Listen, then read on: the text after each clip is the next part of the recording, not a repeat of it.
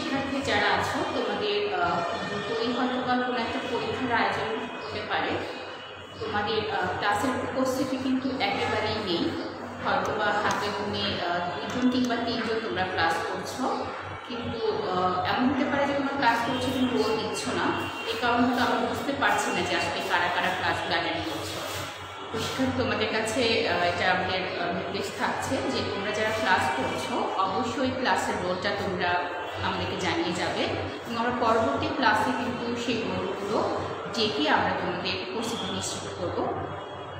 এই উপস্থিতিটা কিন্তু তোমার নিজের জন্যই কাজে লাগবে, যেহেতু তোমরা জানো যে এসএসসি পরীক্ষা 2021 সালে যে অনুষ্ঠিত হওয়ার কথা, পরীক্ষা নির্ধারিত সময় এখনও পর্যন্ত হওয়ার ঘোষণা অব্যাহত আছে, এবং তোমরা এরকমও আভাস পাচ্ছ যে কোনো সময় কিন্তু স্কুল কলেজ খুলে দেওয়া হতে পারে। তো সেক্ষেত্রে আসলে আমাদের প্রিপারেশনটা কিন্তু নিয়ে রাখতে হবে। আমাদের যদি স্বাভাবিক সময় থাকতো এর মধ্যেই কিন্তু আমাদের নির্বাচনী পরীক্ষা প্রথম যেই পর্ব সেটা অনুষ্ঠিত হয়ে যেত, দ্বিতীয় পর্বের জন্য আমাদেরকে তৈরি হতে হতো। তো সেই কারণে আমাদের হাতে কিন্তু একেবারেই সময় নাই। আমরাও কিন্তু আমাদের কোর্সগুলো কিন্তু চালিয়ে নিয়ে যাচ্ছি, মোটামুটি সবগুলো পেপার বা টপিক্সের কিন্তু আমরা প্রায় শেষ পর্যায়ে চলে এসেছে। তো তোমাদের আসলে কোনো অংশগ্রহণ আমরা দেখছি না।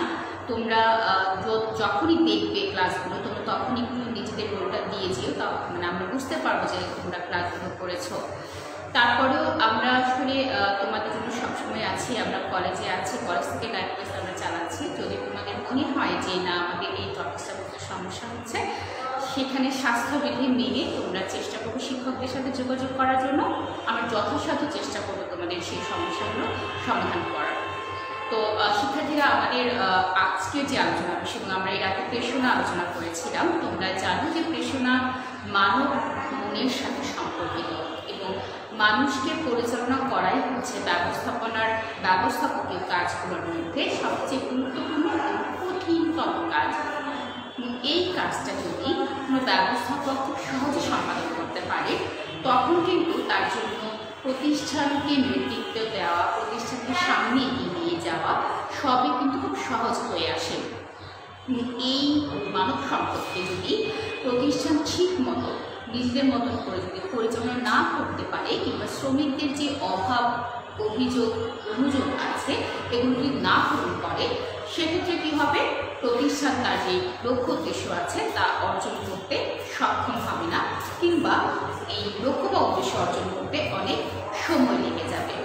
তো সেক্ষেত্রে আমাদের অবশ্যই, যেহেতু আমরা ব্যবসায়িকতা পড়াশোনা করছি, নিজেদেরকে একজন ব্যবস্থাপক হিসেবে দেখবো, নিজেদের প্রতিষ্ঠান থাকবে, আমরা কর্মসংস্থানের সুযোগ তৈরি করব, সেহেতু প্রেষণা এই অধ্যায়টা আমাদের আসলে অনেক মনোযোগ দিয়ে পড়তে হবে। এই অধ্যায়টা আসলে কীভাবে আমরা অন্যকে দিয়ে যাই, এবং আমরা কিন্তু জানি ব্যবস্থাপন মানেই হচ্ছে অন্যকে দিয়ে কাজ এগিয়ে নিয়ে যাওয়া বা কাজ আদায় করার একটা কৌশল। এখন এই যে তুমি অন্যকে দিয়ে কাজ আদায় করবে, এই যে তোমার একটা চিন্তাভাবনা, এই চিন্তাভাবনাটা তোমাকে কীভাবে সফল করতে হবে, অবশ্যই শ্রমিকদেরকে প্রেষিত করার মাধ্যমে। কারণ কেউ তোমার প্রতিষ্ঠানে নিজে থেকে কাজ করবে না, সে যেমন তার প্রয়োজনে তোমার প্রতিষ্ঠানে আসবে, তেমনি তুমিও তাকে তোমার প্রয়োজন হবে বলেই তোমার প্রতিষ্ঠানে কিন্তু নিয়োগ দান করবে। তেমনি তুমি যেমন বলতে পারো আমি টাকা দিচ্ছি, কাজ তোমাকে করতেই হবে, আবার তোমার কর্মীও এভাবে বলতে পারে আমি তো মাগনা টাকা নিই না, আমি আমার কাজের পারিশ্রমিক হিসেবে টাকা নিচ্ছি। তখন কী হবে, একটা দ্বন্দ্ব বিবাদ তৈরি হবে। এই কারণে আমাদের কী করতে হবে, প্রতিষ্ঠানের শ্রমিক কর্মী যেন সন্তুষ্ট থাকে সেই ব্যাপারটা আমাদেরকে নিশ্চিত করতে হবে। তো আমরা আমাদের যে এর আগে যে আলোচনাগুলো আমরা দেখেছিলাম, তবে সেই আলোচনাগুলো থেকে এখন আমরা কী করবো, আমরা আজকে প্রেষণা যে চক্র আছে সেই চক্রটা দেখার চেষ্টা করব। চক্র মানে কিন্তু আমরা কি বুঝি, কোনো কিছু ধারাবাহিকভাবে আবর্তিত হওয়া, ঘুরতে থাকা, কোনো একটা সেন্টারে নির্দিষ্ট করে বারবার করে এইভাবে কি করবো, বৃত্তকে কেন্দ্র করে যখন ঘুরবো তখন সেটাকে আমরা কি বলছি, চক্র বলছি। ঠিক তেমনিভাবে প্রেষণার চক্রটাও কি হচ্ছে, ঘুরছে। তাহলে আমরা কি বলতে পারি, প্রেষণার যে কার্যক্রমগুলো বা প্রেষণা প্রক্রিয়াগুলো, এই যে ঘুরে ঘুরে আসা বা বারবার করে আবর্তিত হওয়া, এটাকে আমরা কি বলতে পারি, প্রেষণা চক্র বলতে পারি। অথবা আমরা এভাবেও বলতে পারি প্রেষণা চক্র হচ্ছে এমন সব কার্যপ্রক্রিয়ার সমষ্টি যা তার কর্মীদের প্রয়োজনে বারবার করে আবর্তিত হয়। এই বারবার করে আবর্তিত হয় বলেই এটা একটি ধারাবাহিক প্রক্রিয়া বা প্রসেস। এটা কোনোভাবে এমন করা যাবে না যে আমি আজকে এই প্রেষণা কাজটা করলাম, কালকে আমাকে এই প্রেষণা কাজটা নাও করতে হতে পারে, আবার 2 মাস পরে আমি এটা করবো। এভাবে আসলে এটা না যেয়ে এটা কী হবে, একটা ধারাবাহিকতা থাকবে। এবং এই ধারাবাহিকতায় আসলে আমাকে অনেক কিছু খেয়াল রাখতে হবে।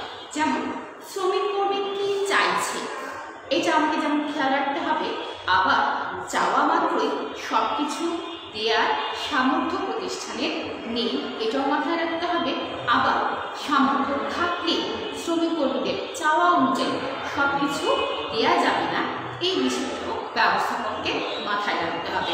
তার মানে দেখো এই প্রেষণা চক্রটা আসলে কেন প্রয়োজন হচ্ছে, এই প্রেষণাটা কেন আমাদেরকে খুব ভেবে চিন্তে দিতে হবে, এর কারণটাই আমরা প্রেষণা চক্রের মধ্যে আমরা দেখব। দেখো সবচেয়ে আগে আসলে মানুষের মধ্যে আমরা কিন্তু অভাব আমাদের তাড়না করে, এটা হচ্ছে মানুষের অভাব ছাড়া মানুষকে মুভ করা যায়।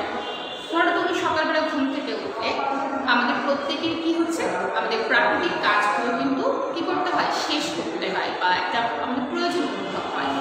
এখন ঘুম থেকে ওঠার পর আমরা বড়জন হয়তো হাফ অ্যান আওয়ার বা 1 ঘন্টা আমরা হয়তো বা দাঁত ব্রাশ করে না থাকছি বা ওয়াশরুমে না যেয়ে থাকছি, কিন্তু একটা পর্যায়ে এসে আমাকে কি করতে হবে, এই যে একটা ফিলিং হবে, একটা অনুভূতি হবে যে আমাকে আসলে ওয়াশরুমে যেতে হবে, যেটা প্রয়োজন, এই প্রয়োজনটাই হচ্ছে অভাব। এখন শ্রমিকের ক্ষেত্রে আসলে এটা আমরা কীভাবে দেখব, শ্রমিকের ক্ষেত্রে হচ্ছে শ্রমিক তার নিজের জীবনযাপনের জন্য সে অভাব অনুভব করবে। সেটা কীভাবে, কী ধরনের হতে পারে, জৈবিক চাহিদা। এই জৈবিক চাহিদার মধ্যে আমরা আবার মৌলিক যে চাহিদাগুলো আছে সেই চাহিদাগুলো দেখে থাকি, খাদ্য, বস্ত্র, অন্ন, বাসস্থান, শিক্ষা, চিকিৎসা, এবং এর পাশাপাশি নতুন করে আরও একটা মৌলিক চাহিদা যোগ হয়েছে, সেটা হচ্ছে বিনোদন। তাহলে এই যে বিষয়গুলো, এই বিষয়গুলো মেটানোর জন্য একটা শ্রমিকের কিন্তু অভাব হয়। ধরো আমাদের কিন্তু যারা আমরা আমাদের বাবা মা অর্জন করেন বা উপার্জন করেন, আমাদের কিন্তু কী হয় না, টাকা উপার্জন করার জন্য আমাদের কোনো অভাব তৈরি হয় না। এই কারণ কি হচ্ছে, আমরা কিন্তু সকালবেলাতে ঘুমিয়ে থাকছি, আমরা সময় নষ্ট করছি। কিন্তু আমাদের মায়ের কথা ধরো, তার একটা অভাব, তার একটা মাথা কাজ করতে থাকে যে আমার সন্তানদের কী করতে হবে, নির্দিষ্ট সময় খাবার দিতে হবে। আবার বাবা যখন বাইরে চলে যাচ্ছে তাকে খাবার দিতে হচ্ছে। বাবা আবার কী করছে, মাস শেষে এতগুলো মানুষের কাপড় চোপড়, শিক্ষার ব্যবস্থা সব কিছু নিশ্চিত করতে হবে আমার নিজের উপার্জন দিয়ে বা আমার নিজের আয়। তখন বাবা মা কী করছে, তার এই অভাবটার জন্য তিনি আবার বাইরে যাচ্ছে। তার মানে আমরা সবচেয়ে আগে প্রেষণার যে ব্যাপারটা দেখব, সেই ব্যাপারটা হচ্ছে সবচেয়ে আগে শ্রমিকের মধ্যে কী থাকতে হবে, অভাব থাকতে হবে। অভাব আমরা এখানে প্রয়োজন করতে পারি, আমরা আরেকটা সিনোনিম ব্যবহার করতে পারি, অভাব বা প্রয়োজন। তাহলে এখানে দেখো শ্রমিকদের সবচেয়ে আগে অভাব থাকতে হবে। তুমি যদি অভাব না থাকে, তোমার ধরো 5টা কলম আছে, কেউ যদি তোমাকে এখন আরেকটা কলম গিফট করতে চায়, তুমি বলবে না ভাই আমার একটা কলমের দরকার নেই, আমার পেন্সিল নাই, তুমি চাইলে আমাকে একটা পেন্সিল দিতে পারো। এই যে দেখো তোমার কোথায় দরকার হয়েছে, পেন্সিলের প্রয়োজন পড়েছে। তো এই যে একটা অভাব, এই অভাব যখন শ্রমিক কর্মীর মধ্যে থাকবে তখনই কেবল তাকে প্রেষিত করা যাবে। অন্যথায় তুমি তাকে যতই মোটিভেট করো না কেন, তোমরা নিশ্চয়ই একটা টিকটক ভিডিও এরকম দেখেছ যে একজন ছেলে 3টা বাচ্চাকে বসিয়ে থেকে বলছে যে তোমাদের মধ্যে যে সবচেয়ে অলস আমি তাকে একটা মোবাইল গিফট করবো। ওই 3টা বাচ্চার মধ্যে 2টো বাচ্চা তোমার হাত প্রেস করেছে, হাত উঠিয়েছে যে আমি সবচেয়ে অলস, আমি একটা মোবাইল ফোন চাই। তো আরেকজন এমনভাবে বসে আছে, সে কোনো মুভি করছে না। তখন তাকে জিজ্ঞেস করা হলো যে আচ্ছা তুমি কেন হাত তুললে না? পরে বললো আমি এতটাই অলস, আমার হাত তুলতেও কষ্ট হয়। এই যে একটা ব্যাপার দেখো, যে তার মানে মোবাইল ফোনটা প্রয়োজন, কিন্তু তাকে একটা সিস্টেম দেখানো হয়েছে, তাকে একটা প্রসেসের কথা বলা হয়েছে যে তুমি যদি যে সবচেয়ে বেশি অলস সে হাত তুলো তাহলে আমি তাকে মোবাইল ফোনটা নেব। কিন্তু সেই লোকটা এত অলস, এই যে দেখো তার মধ্যে কিন্তু আসলে যদি অভাবের তীব্রতা থাকতো তাহলে সে কী করতো, সেই মোবাইল ফোনটার যদি নেসেসিটি থাকতো, প্রয়োজন থাকতো, তখন কিন্তু সে মাত্রা তুলবে। ঠিক তেমনিভাবে যদি তোমাদের উদাহরণ দিই, যে তোমাদের মধ্যে যেসব ভালো ফলাফল করার একটা তীব্র আকাঙ্ক্ষা থাকে, মা বাবার কথা শোনার একটা আগ্রহ থাকে, নিজেকে একটা লক্ষ্যে নিয়ে যাওয়ার জন্য একটা তীব্র ইচ্ছা থাকে, তখন তোমরা কী করো, সমস্ত সব কাজ করো। কিংবা ধরো তুমি কারোর সঙ্গে দেখা করতে যাবে বা তোমার একটা কাজে যেতে হবে, এই যে কোনো কিছু প্রয়োজন, কোনো কিছু অভাব, কোনো কিছু অভাব যতক্ষণ না পর্যন্ত কোনো একজন ব্যক্তি বা কর্মী বা ছাত্র বা মানুষ ফিল না করবে, ততক্ষণ পর্যন্ত কিন্তু আসলে তাকে কোনোভাবে মোটিভেট করা যাবে না। মোটিভেট করা মানে হচ্ছে প্রেষিত করা। এবং প্রেষিত মানে কি, তুমি যতটুকু কাজ করছো সেই কাজটা আরও প্রপারলি, আরও বেশি মনোযোগ দিয়ে করানোর যে প্রক্রিয়া, সেটাই হচ্ছে প্রেষণা। মানে আমরা কি দেখছি, প্রেষণার চক্রে যে প্রথম যে পর্যায়টা, সেটা আমরা কি দেখছি, সবচেয়ে শ্রমিকের মধ্যে কি থাকবে, অভাব বা প্রয়োজন থাকবে। তাহলে আমরা যদি একটা উদাহরণ দিই, যে একজন মানুষের ক্ষুধা পেয়েছে, এটা হচ্ছে অভাব, বা একজন শ্রমিকের একটা চাকরির প্রয়োজন, এটা হচ্ছে অভাব।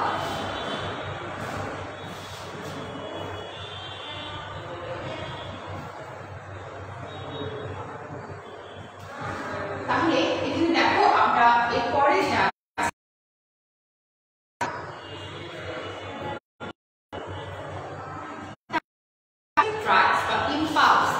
তোমাকে যদি মুভ করো, তোমাকে যদি একটা জায়গা থেকে নড়ানো হয়, তুমি যদি একটা জিনিসের প্রতি তোমার আগ্রহ থাকে, তখন এটাকে কি বলা হচ্ছে, তাড়না বলা হচ্ছে। যখন কোনো শ্রমিকের আমরা অভাব হিসেবে যখন দেখেছি, তখন দেখেছিলাম যে শ্রমিকের কি প্রয়োজন, চাকরি। আমরা এখানে লিখে দিই, একটা এক্সাম্পল দিচ্ছি, উদাহরণ, কর্মী চাকরি প্রয়োজন, এটা হচ্ছে অভাব। খেয়াল করে আমরা একটি উদাহরণ দিয়ে তোমাদেরকে বুঝিয়ে দিচ্ছি আসলে আমরা কিভাবে অভাবকে ফাইন্ড আউট করবো। তাহলে যখন একজন কর্মী কি হবে, চাকরির প্রয়োজন হবে, এটা হচ্ছে তার অভাব। এই অভাবটা যদি সে আসলে বাসায় বসে থাকে, তখন কিন্তু আসলে কি হবে না, তার এই অভাবটা পূরণ হবে না। তাকে কি করতে হবে, মুভ করতে হবে। যখন কোনো মানুষ বা কোনো কর্মী, কোনো শ্রমিক, কোনো স্টুডেন্ট যখন তার এই অভাবের কারণে যখন সে মুভ করে, যখন অভাবের দিকে যেতে শুরু করে বা অভাব পূরণের জন্য চেষ্টা চালাতে থাকে, তখন তাকে কি বলছি আমরা, তখন থেকে আমরা তাড়না বলছি। তাহলে ইংরেজি হচ্ছে ড্রাইভ। এখন আমরা এখন দেখো দ্বিতীয়টা আমরা কি বলবো, তাড়না। উদাহরণ হিসেবে আমরা এখানে কি বলতে পারি, এক্সাম্পল হিসেবে কি বলতে পারি, আমরা বলতে পারি চাকরি খোঁজা, চাকরি খোঁজা।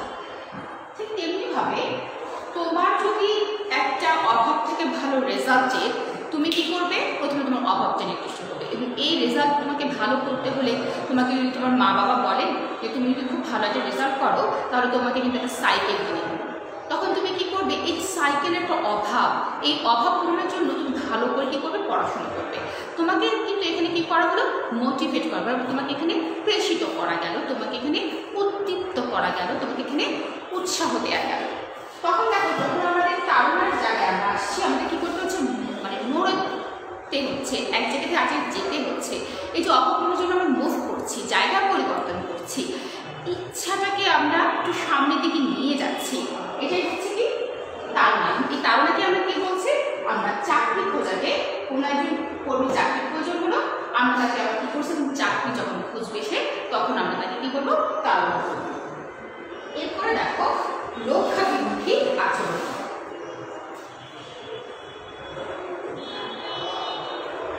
লক্ষ্যাভিমুখী আচরণ,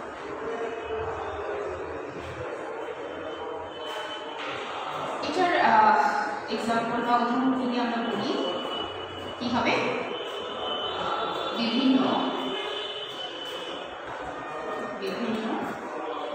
প্রতিষ্ঠানে সিভি জমা দেয়। তাহলে এখানে আমরা দেখো যে বিভিন্ন প্রতিষ্ঠানে কি জমা দিচ্ছি, আমরা সিভি জমা দিচ্ছি। তাহলে এটা আমাদের হচ্ছে কি, লক্ষ্যের দিকে আমরা নিজেদেরকে নিয়ে যাচ্ছি, এবং আমরা আমাদের যে চাকরির যে অভাব, সেই অভাব পূরণের জন্য দিকে ধাবিত হচ্ছি।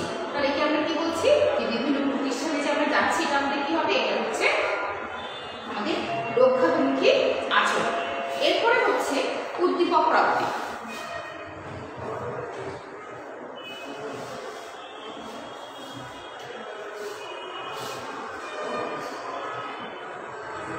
উদ্দীপক প্রাপ্তি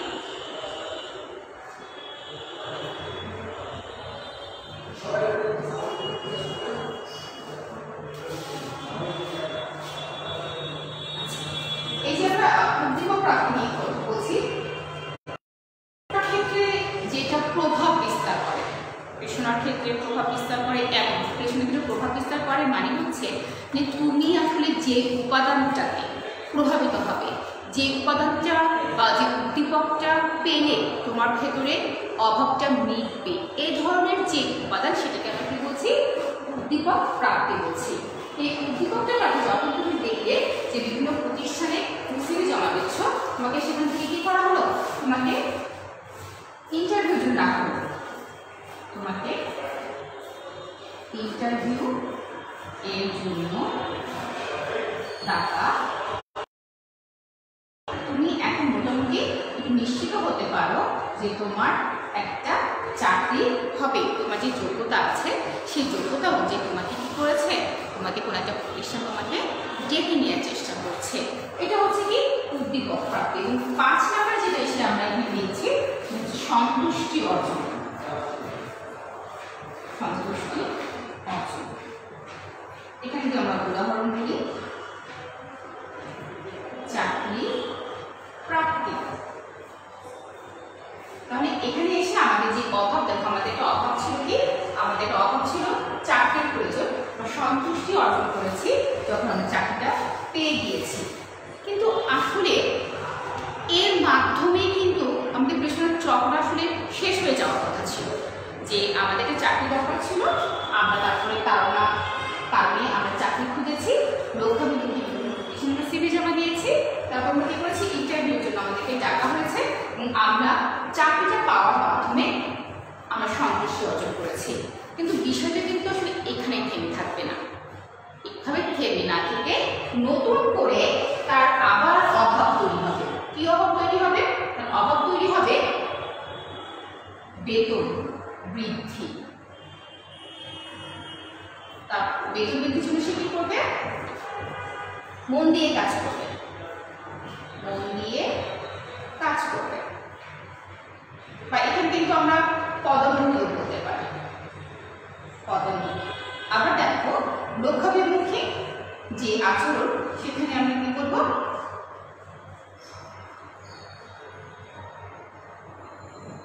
নির্দিষ্ট সময়ে কাজ সম্পাদন। এখানে এসে আমরা কি করবে, বেতন বৃদ্ধি ইঙ্গিত পাবে।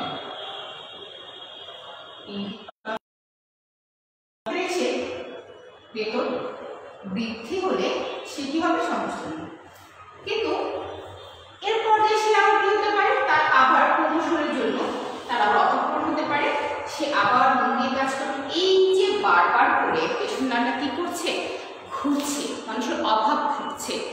তাই আমরা এটা বলতে পারি, যেহেতু প্রেষণা মানুষের অভাব আসলে একটা পূরণ হওয়ার মাধ্যমেই যে প্রেষণার চক্রটা আসলে শেষ হয়ে যায় এমন না। যেহেতু মানুষের নিত্য নতুন অভাব তৈরি হয়, সেহেতু প্রেষণাটাও চক্রাকারে কি হতে থাকে, আবর্তিত হতে থাকে। এবং প্রতিষ্ঠান তার যে সামর্থ্য আছে সেই সামর্থ্য অনুযায়ী কি করে, শ্রমিকদেরকে প্রেষিত করার চেষ্টা করে। এবং এই প্রেষণাটা আসলে এমনভাবে দেওয়া উচিত এতে যেন শ্রমিকরা কাজে সন্তুষ্ট হয়, তাদের মনে কোনো কষ্ট না থাকে, আবার শ্রমিকের সব অভাব একসঙ্গে পূরণ যেন না করা হয়। তখন শ্রমিকদের আবার কি হওয়া যাবে না, শ্রমিকদের কাছ থেকে আমরা প্রপারলি যতটুকু কাজ আমাদের পাওয়ার কথা সেটাও আমরা পাবো না। তাই আমাদের কি করতে হবে, অবশ্যই প্রেষণা দেওয়ার সময় অনেক চিন্তা ভাবনা করে আমাদের প্রেষণা প্রদান করতে হবে। তবে আমরা এটা বুঝতে পেরেছি যে প্রেষণার চক্রটা আসলে বা প্রেষণা আসলে থেমে যাওয়ার বিষয় না, এটা হচ্ছে মানে প্রত্যেকটা ধারাবাহিকভাবে চলবে এবং যাকে আসলে যেভাবে সন্তুষ্ট করা যায় সেই ব্যাপারটা সবচেয়ে আগে ঠিক করে নিতে হবে। তো এই ছিল আমাদের প্রশ্নচক্র। আমরা এখন দেখব যে প্রশ্নদানের উপায়গুলো কি।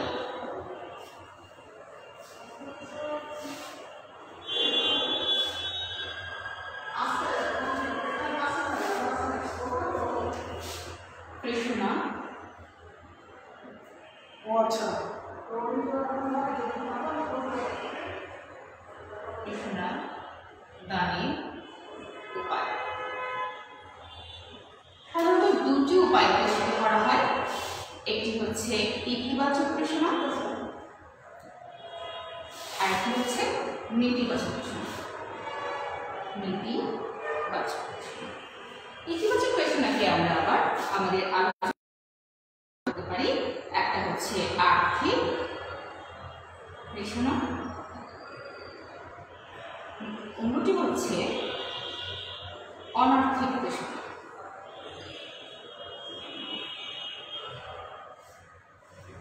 অর্থের সাথে সম্পর্কিত যে উপাদানগুলো শ্রমিকদেরকে সন্তুষ্ট করে সেটাকে আমরা কি বলবো?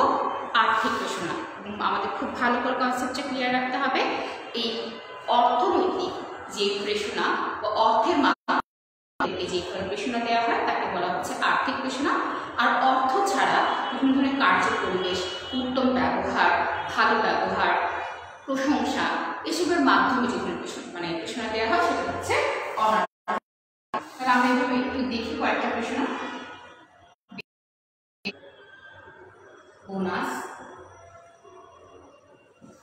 মুনাফার অংশ,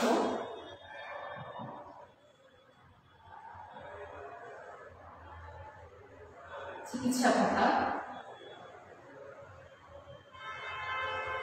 মোটামুটি এই ধরনের যে বিষয়গুলো আছে সেটাকে আমরা আর্থিক প্রশ্ন। উত্তম কার্য পরিবেশ,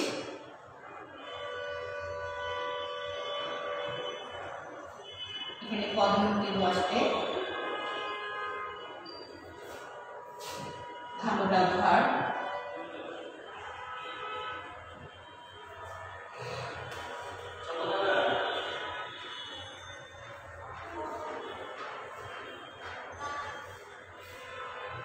আলো বাতাস পূর্ণ প্রতিষ্ঠান, আলো বাতাসে পর্যাপ্ত ব্যবস্থা। মানে মোটামুটি আমরা এই কয়েকটা উত্তর দেখে এটা কিন্তু বুঝতে পেরেছি যে অর্থের মাধ্যমে যে ধরনের প্রশ্ন প্রদান করা হয় তাকে বলা হয় আর্থিক প্রশ্ন, এবং অর্থ ছাড়া যেগুলি দেওয়া হয় তাকে বলা হচ্ছে অনার্থিক প্রশ্ন।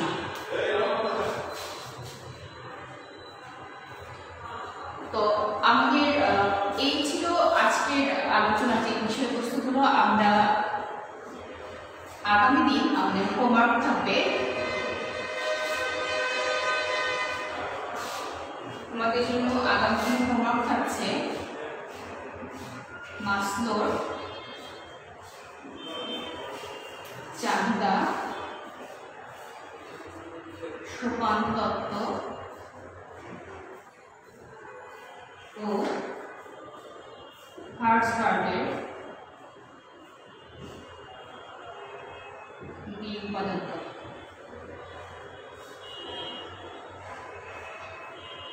আমরা আশা রাখি এই দুটো থিওরি বা তত্ত্ব তোমরা রিলেট করে রাখবে, কারণ তোমাদেরকে পড়া বোঝাতে আমরা